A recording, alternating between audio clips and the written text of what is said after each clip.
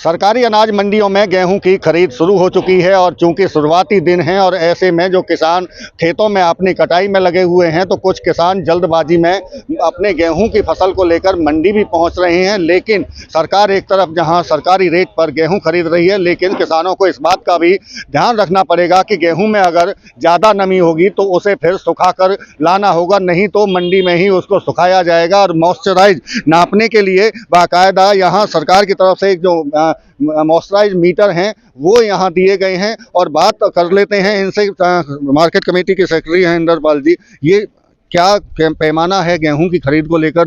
नमी की जो बात है वो कितनी नमी होनी चाहिए?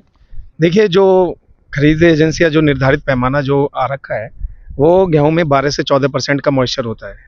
तो अगर 14 से ऊपर आता है तो सुखाने के लिए बोल देते हैं और 12 से 14 के बीच में वो खरीद करते हैं। कई बार किसान जल्दबाजी में होते हैं या फसल कट जाती है तो सीधे सीधे मंडी लेकर आ जाते हैं, उनके लिए क्या कहेंगे? अगर मान लो नमी पैमाने से ज़्यादा पाई जाती है, खरीद नहीं होगी, यहाँ सुखाना पड़ेगा, इंतजार करना पड़ेगा किसान को? देखिए, जैसे कि अब शुरुआती दौर है और वैसे भी अब हमने किसानों से अपील भी करी थी और आढ़तियों के माध्यम से भी उनके पास मैसेज पहुंचाया है कि जो भी अपनी फसल लाएं कृपया सुखा के लाएं, क्योंकि जैसे जैसे फसल बढ़ेगी और किसी भी किसान का नहीं होगा तो मंडी में क्या होता है, गलट हो जाता है, बिल्कुल भीड़ भाड़ हो जाती है और सुखाने की व्यवस्था होती नहीं है। तो इसलिए पहले से ही कृपया अपना सुखा के लाएं जिससे कि उनकी तुरंत खरीद हो सके। अच्छा, क्योंकि ये मीटर भी आपके साथ में है, एक बार किस तरह से चेक होगा आप बता पाएँ अगर देख के? देखिए, ये यहाँ मॉइस्चराइज मीटर है और गेहूं की जो फसल यहाँ एक ढेरी आई हुई है उसमें से अब देखा जा रहा है कि किस इसमें नमी है या कितनी नमी है, क्या खरीद पाएगी कोई एजेंसी इसको, सरकारी एजेंसी, या नहीं खरीदेगी। तो ये मीटर में आप देखेंगे साफ तौर से इस तरह से इसको गेहूं की नमी को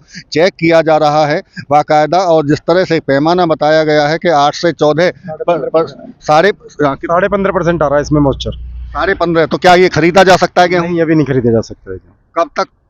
ये इसमें 12 मॉइस्चर रहेगा जब तक जी। जब तक 12 पे ये नहीं आ जाता है तब तक ये गेहूं सुखाना पड़ेगा? हाँ जी। तो क्या, क्योंकि आइडिया आपको अनुभव होगा कि अगर जैसे आज ये ढेरी आई है 15.5% की, इसमें नमी है, 12 तक आने में कितना, क्या 1 घंटा 24 घंटे में ये सूख जाएगा? कितना वक्त लगेगा? ये 3 से 4 घंटे में सूख जाएगा। तो ज़्यादा मुश्किल नहीं होगी? ज़्यादा मुश्किल नहीं है।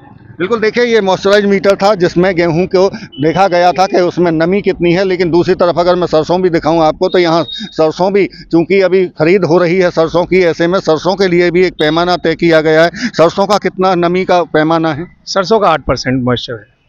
8 से अगर ज़्यादा होगा तो खरीद खरीद होती, क्योंकि सरसों में थोड़ी सी अगर नमी ज़्यादा होती है तो वो क्या है, खराब होने का डर लगा रहता है। अच्छा। तो इसके लिए इसको सुखाना ज़्यादा जरूरी है। अब ये जो सरसों है ये सारी सुखा रखी है आड़ती में।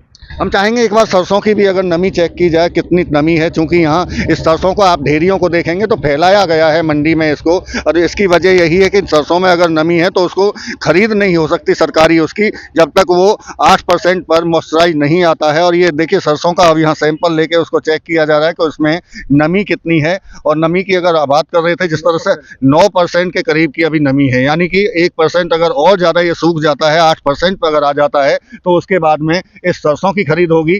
वहीं गेहूं की भी खरीद, किसानों से अपील भी इस बात को लेकर की जा रही है कि अगर ज़्यादा नमी होगी तो यहाँ मंडी में उसको जब तक वो 12% की मॉइस्चराइज नहीं होगा उसका, तब तक खरीद नहीं होगी। इसीलिए किसानों से लगातार अपील यही की गई है कि वो अपने गेहूं को सुखा कर लाएं ताकि मंडी में आकर उन्हें परेशानी उठानी ना पड़े। फरीदाबाद से देवेंद्र कौशिक, इंडिया न्यूज़।